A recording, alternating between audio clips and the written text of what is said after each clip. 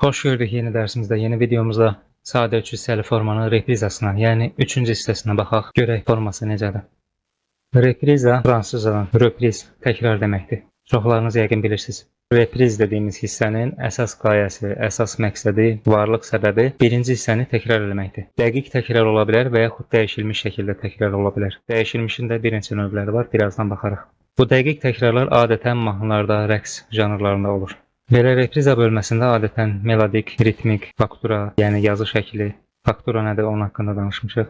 Kanal harmonik və bir sıra quruluş dəyişiklikləri baş verir. Polifonik zənginləşmə ola bilər. Polifonik yazı texnikalarından istifadə, yəni. Keçən dəfə bu polifonik yazı texnikasından istifadəyə baxmışdıq, bir neçə nümunəyə baxmışdıq.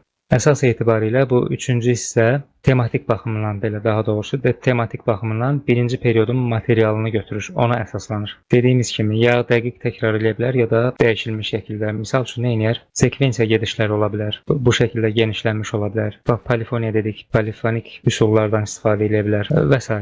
Təkrarçılıq çox olmasın istəyirəm. Reprizanın növlərindən sizə göstərim. Bir neçə növ var reprizanın. Birincisi statik, dəqiq repriza. Birinci hissənin olduğu kimi dəqiq, dəyişmədən təkrarı. Bunların bir çoxuna aid nümunələr göstərəcəm. Bu repriza mövzusu indidən deyim. Hələ qatılı, yəni 3 hissəli mürəkkəb formada işlənəcək, sanatada işlənəcək bu repriza mövzusu. Ona görə bundan sonraki mürəkkəb, yəni qatılı 3 hissəli formada, həm sanata formasında bu reprizalardan danışacağıq. Amma bu dərsə özəl tapdığım bir neçə nümunələr. Onları sizə göstərim istəyirəm. Dəqiq reprizaya bir nümunə. Bu əsərin kimin olduğunu bilmirəm. Dilbər xanımın bizə verdiyi mühazirələr səhifələrinin içində vardı. Həmin materialın içindən tapdım. Olduğu kimi köçürtmüşəm bura. Ola bilsin nəsə xaric plan səsləmə hardasa olsa üzrlü sayın. Bizi əlaqədar edən əsasən formadır. Dinləyək.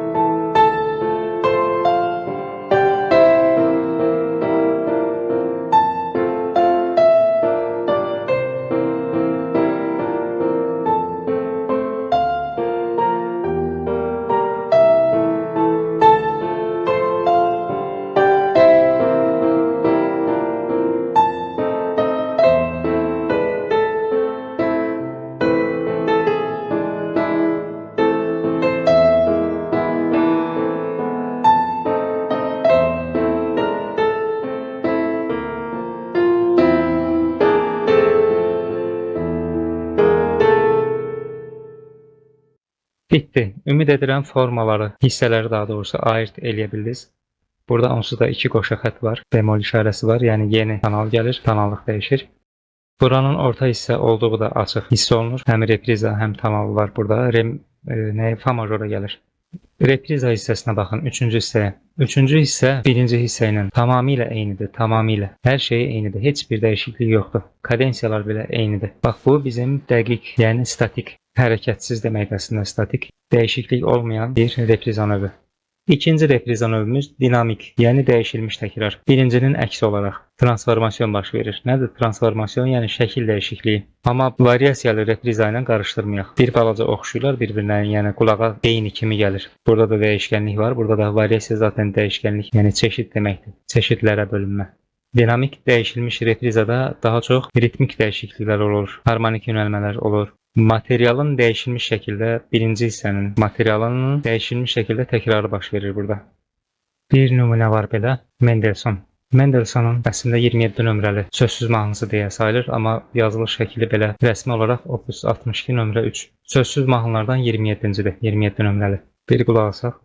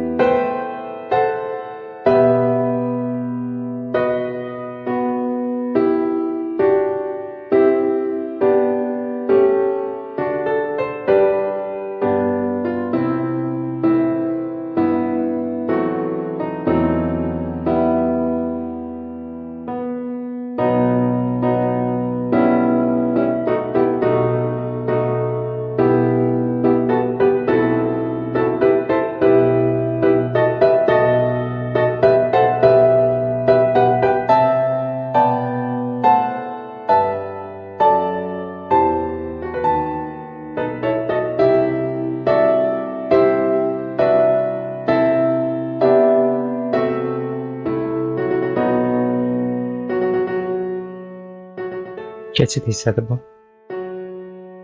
Repriza.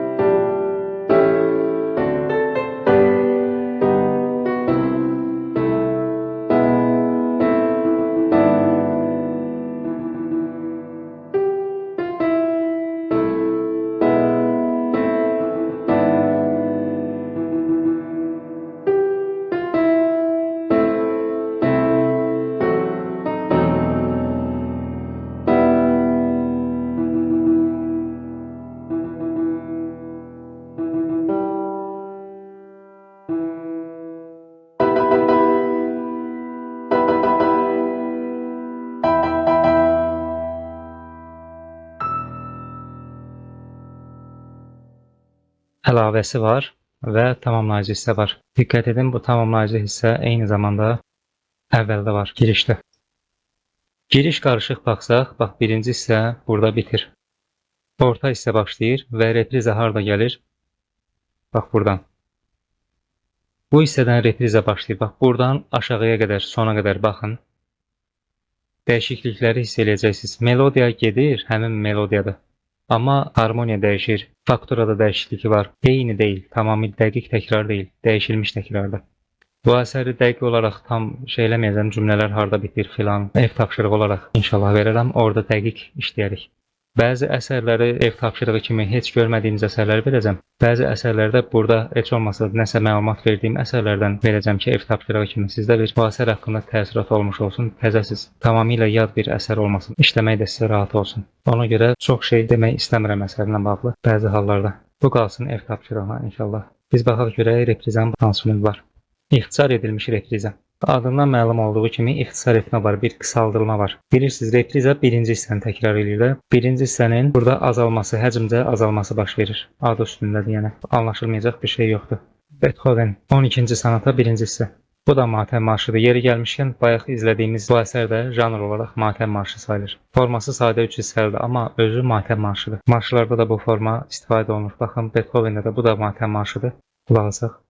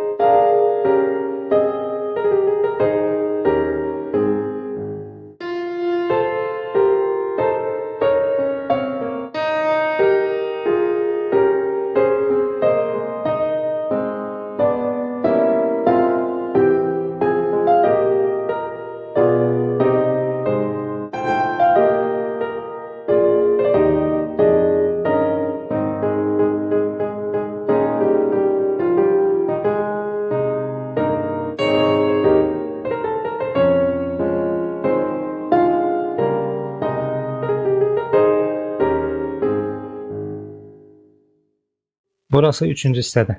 Bura isə bura qədər, başdan bura qədər. Birinci hissədir. 16 xanə birinci hissədir. 8 xanə reprizadır. 16, 8. Nə olub? Deməli ki, reprizada ixtisarlaşma baş verib. Cümlələrdən biri verilməyib. Bəstəkar bir cümlə verib, bax ikinci cümləni verir, bu hissəni. Buradan başlayır. Buranı verir, amma birinci hissəni vermir. Birinci cümləni vermir. Baxaq görək başqa hansı repriz növü var. Genişlənmiş repriza. Adından bəlli olduğu kimi birinci hissənin həcmdə artırılması baş verir burada. Yəni bayaqkının ixtisar edilmiş reprizanın əksidir. Nümunə var, amma nota yazmadım çünki operadandır. Partitura filan yerə yazardım. Klavirini də maalesef tapa bilmədim.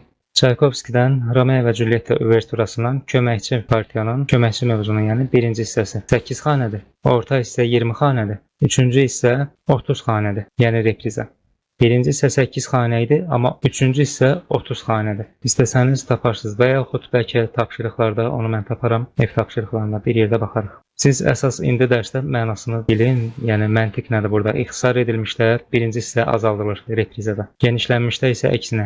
Biz artıq genişlənmiş period nədir, necə olur onu bilirik. Bax elə demək olar ki, genişlənmiş reprizada genişlənmiş period verilir. Yəni birinci hissədəki periodun genişlənmiş növü orada istifadə olunur. Variasiyalı yox, variasyonlu deyə düzəltdim. Variasyonlu repriza. Bu variasyon nədir? Bunun haqqında ayrıca dərslərimiz olacaq. Ciddi variasyonlar var, sərbəst variasyonlar var, polifonik var, ikili variasyonlar var, tersyonlu var və s. Qrup variasyonlar var. Variasyon nədir? Qısa şəkildə deyim, yəni temanın dəyişilməsi. Melodik dəyişir, həmçinin harmonik də dəyişə bilər təbii ki. Ritmik dəyişə bilər, faktura cəhətdən dəyişə bilər. Hər yönlü dəyişmə. Burada ciddi dəyişiklik olur. Dinamik dəyişilmiş bu ümumi addır, yəni dəyişilməni göstərir. Belə baxanda bax aşağıdakı növlərin hamısı bu dinamikin alt növləridir. Belə deyə bilərik. Əsas 2 növ var. Dəqiq, bir də dəyişilmiş. Qalanlar hamısı bax bunların hamısı dəyişilmişin içində gedir. Variasyonlu sadəcə bunun növlərindən biridir.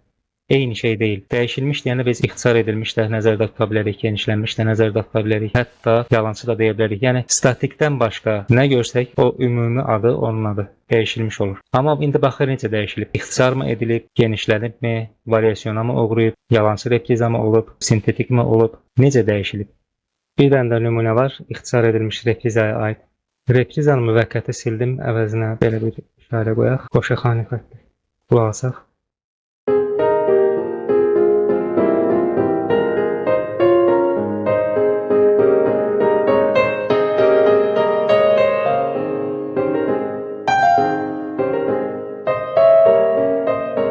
Orta hissə.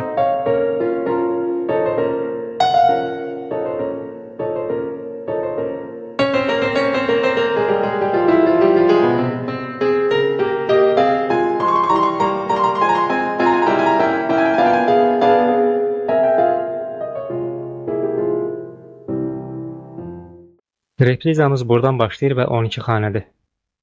Birinci hissəm isə 14 xanə idi. Çox kiçik bir qısaltma var, ixtisarlaşdırma var. Həmçinin burada variasiyalılıq var. Hiss elədiniz? Bax, birinci mövzunu açıram. Birinci period.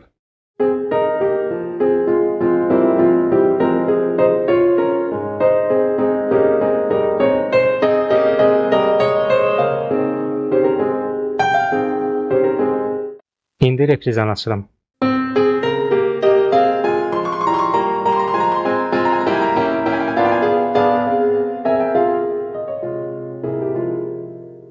Dəyişilmiş reprizada, həmçinin ixtisar edilmiş reprizada. Dəyişilmişin də variasiya olunmuş növüdür. Burada reprizanın neçə növünü gördük. Həm dəyişilmiş, onun bir növü olan ixtisar edilmiş, həmçinin variasiyalı, variasyonlu repriza.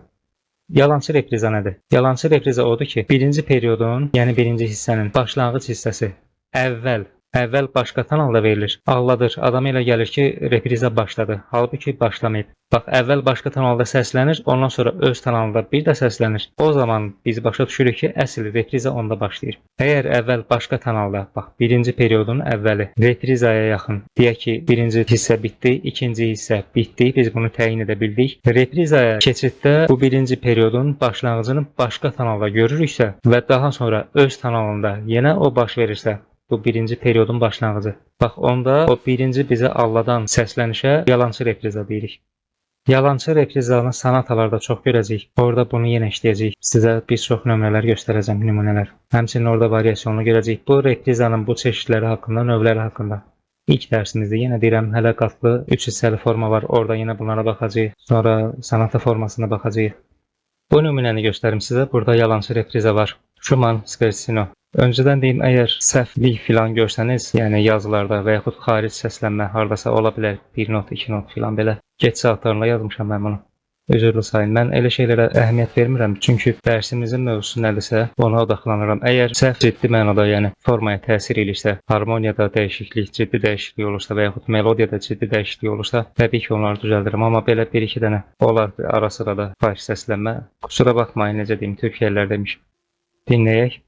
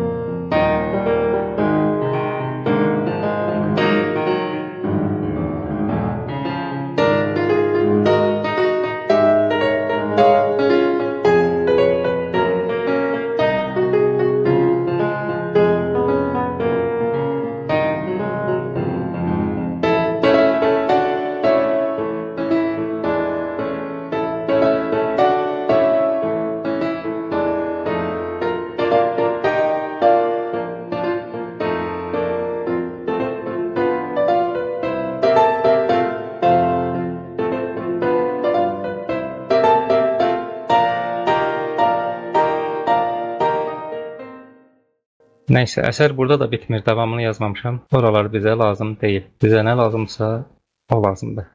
O var əlimizdə. Bu girişi sizə göstərim birinci hissəni. Bir də qulaq asaq.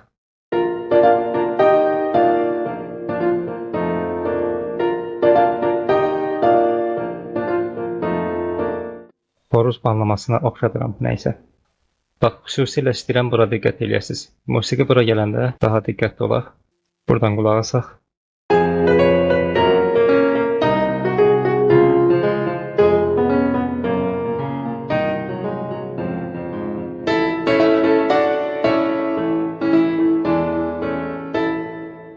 Musiqi bura ilə eynidir, düzdürmü? Baxın.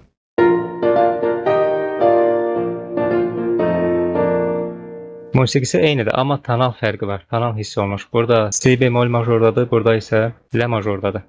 Musiqi eynidir, amma tonal fərqlidir. Daha sonra nə baş verir? Bu sarını götürüm hələ ki. Buradan qulaq asaq.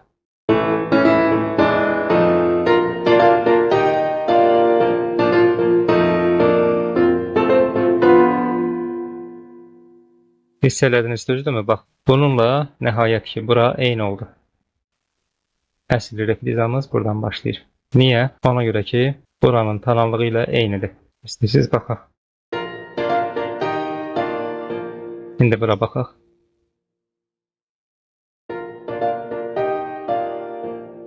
Bura baxaq, əvvəlkinə. Eyni musiqidir, amma tonal başqadır. Forması çox rahatdır, çox rahat. Bunu biz tapşırıqlarda işləyirik inşallah. Yazını da tamamlayaram axıra qədər. Bura orta hissədir. Buradan güya başa qayıdır, reprizaya qayıdır. Amma halbuki neynəmir? Qayıtmır. Melodiya qayıdır, düzdür, mövzu qayıdır. Amma tonal o tonal deyil. Ola bilərdi bu hissə olmazdı. Bax bura. Repriza başqa tonalda başlayıb, sonda öz tonalda bitə bilər. Problem deyil. Elə mütləq şəkildə repriza öz tonalda başlamalıdır deyil. Əgər repriza başqa tonalda başlayırsa, bu o demək deyil ki, yalançı reprizadır. Yalançı repriza, bax, əgər mövzu əvvəl başqa tonalda başlayıb, sonra yenə öz tonalda keçirsə, bir öncəkinə deyirik yalançı repriza. Yəni burada yanlış anlaşılmasın. Yenə deyirəm, hər repriza mütləq öz tonalında başlamır. Ola bilər, başqa tonalda başlayır. Ən axırda amma gəlib mütləq öz tonalda bitməlidir, forma bitəndə. Bəzi hallar olur, istisnai hallar, hansı ki, bir neçə dəfə demişəm, yenə deyirəm. Bu sadə 3 hissəli forma, böyük formaların tərkib hissəsi olanda orada açıq qalır, yəni qapanmır. Öz tonalında qapanmır, bitmir. Elə bil yarım kadensiya kimi qalır. Axı əsərin davamı var. Çoxdakı bu sadə 3 hissəli forma bitsin, amma davam var. Əsas etibarilə isə sadə formalarda öz tonalda bitməsi şərtdir.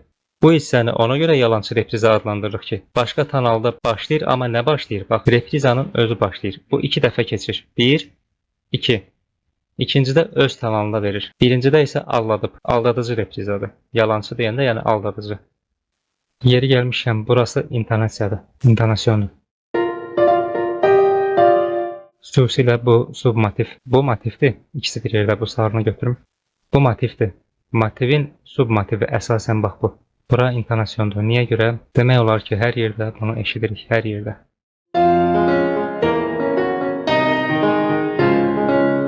Eşitmək şərt deyil. Həm leitmotiv sayılır, leit submotiv. Həm də demək istədiyim odur ki, əsər bu intonasyon üzərində qurulub. Bir də deyirəm, əsər demək olar ki, bu intonasyon üzərində qurulub. Təkrarlanmaqdan ziyadə bu bir növ toxumdur. Bütün əsər sanki bundan əmələ gəlib. Siqnalla qarışdırmırıq. Siqnal bir dəfə səslənir, ondan sonra gedir işinin dalınca. Sintetik repriza nədir? Birləşmiş deməkdir sintetik. Birləşmiş, qarışıq, sintez olunmuş. Və bu da adından artıq məlum olur. Birinci və ikinci hissələrin materiallarının birləşməsi olur. Həm birinci hissə, həm orta hissə. Bunların materialları birləşir. Buna aid bir nümunə var. Qulaq asaq.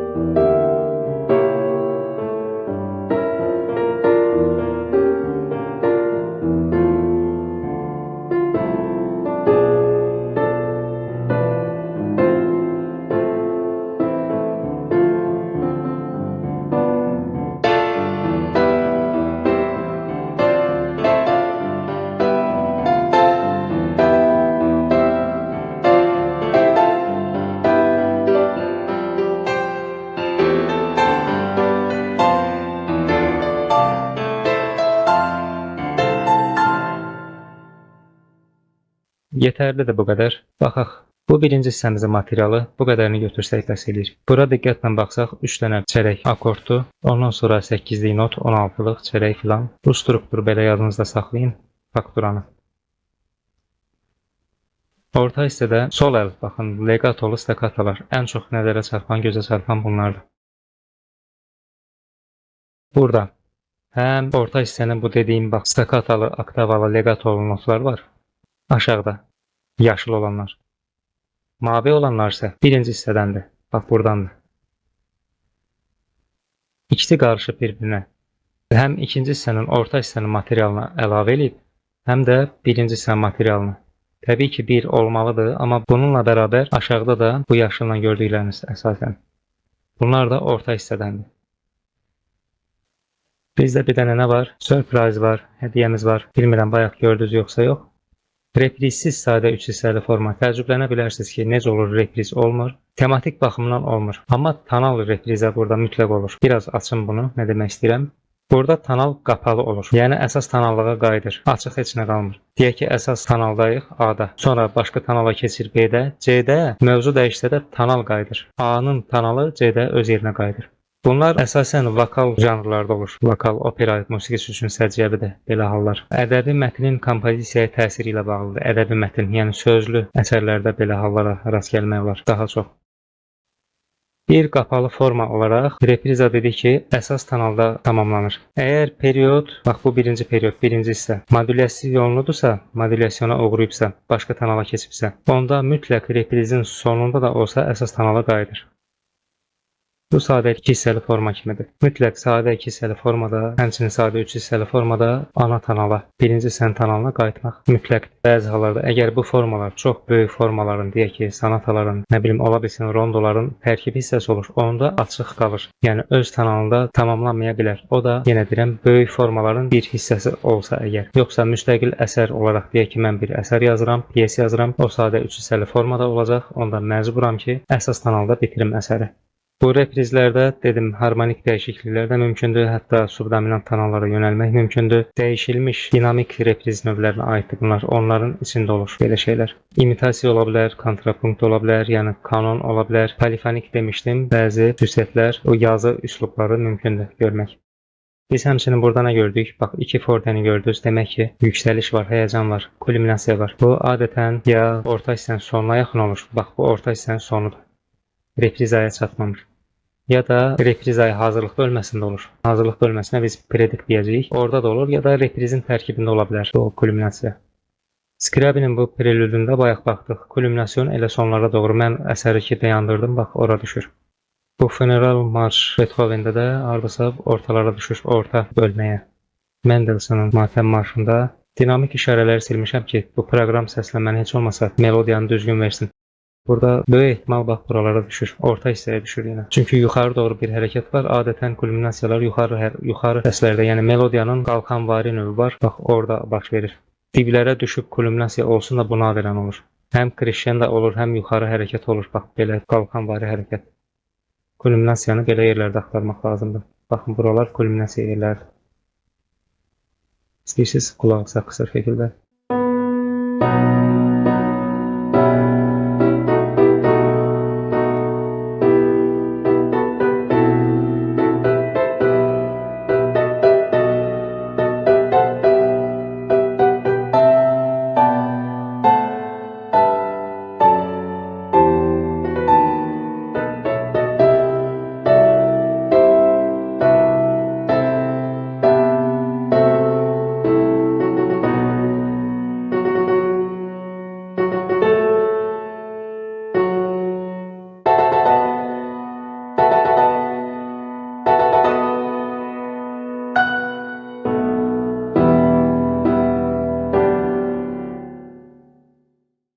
Maraqlıdır. Burada da hiss olunur. Burada da hiss olunur. Bura həm orta hissənin sonlarına yaxındır. Həmçinin bura. Nədir? Reprizanın əvvəlidir. Adətən belə olur. Yəni ya orta hissənin sonlarına doğru olur, ya reprizanın əvvəlində olur, ya da repriza ilə orta hissə arasında o hazırlıq mərhələsi. Bax belə bir şey bunun kimi. Bu predict hazırlıq mərhələsi biraz daha böyük formalarda daha çox özünü göstərir, daha yaxşı özünü göstərir. Nəinki kiçik əsərlərdə. Predict təxmini deyim də sizə bax nədir? Sadə şəkildə. Predict'in ən belə sadə halını sizə göstərim. Bir neçə dəfə işlətmişəm bu termini. Düzdür, sonatalarda baxacağıq, amma bu əsəri eşitmisiniz. Beethoven'in Für Elise. Bax buradakı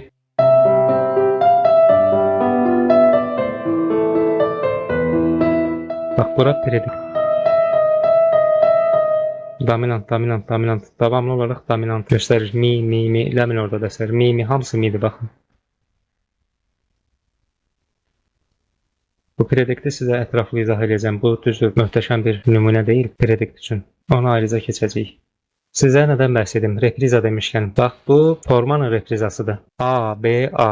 İndiyənə qədər danışdığımız bax bu A-ya aiddir. Bu reprizanın növləri ki biz gördük, bax bunlar hamısı üçüncü hissəyə aid olan məsələlərdir. Tamam mı? Bir də var daxili təkrarlıq. Dəqiq və dəyişilmiş təkrarlıq mümkündür. Başqa formalarda olduğu kimi sadə üç hissəli formalarda da olur. Daxili təkrarlar. Bax məsələn bunlar birinci hissələrdir. Bunlar ikinci hissələrdir. Bunlar da üçüncü hissələrdir. Təkrarlığa baxaq. Ya birinci hissə öz içində təkrar olur. Sonra B gəlir, sonra A gəlir. Ya A, B, A olur. Bundan sonra B ilə A, bax bu ikisi bir də təkrar olur. A, B, A, sonra B, A gəlir yəni. Nə olur? Toplam 5 hissəli olur. Sanki rondodur. Amma rondo olması üçün epizod lazımdır. Yəni epizod bir dəfə keçir. Burada biz görürük ki B 2 dəfə keçib. Ona görə bu epizod sayılmır artıq. Təkrar sayılır. A, B, A, B, A. Əgər bu C olsaydı, bax onda olardı rondo. Və yaxud necə ola bilər? Birinci hissə 2 dəfə təkrar olar, ikinci hissə 2 dəfə təkrar olar, üçüncü hissədə 2 dəfə təkrar olar. Və yaxud A, B, A, ondan sonra A ilə B bir də təkrar ola bilər. Müxtəlif kombinasiyalar qurmaq olar. Əsas odur ki, burada bir A var, bir də B var.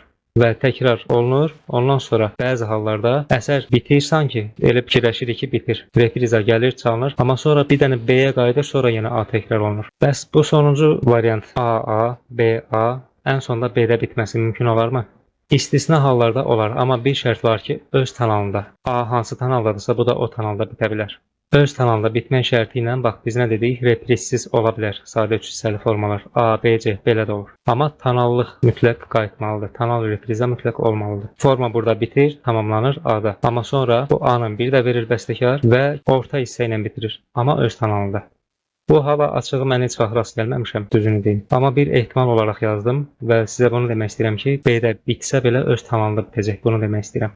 Dəqiq təkrar olanda repriza ilə işarə qoyulur. Məsələn, bu A dediyim dəqiq təkrardır. Yox, A1 olsa, onda açıq yazılır, reprizasız. Bunlarda həmçinin repriza.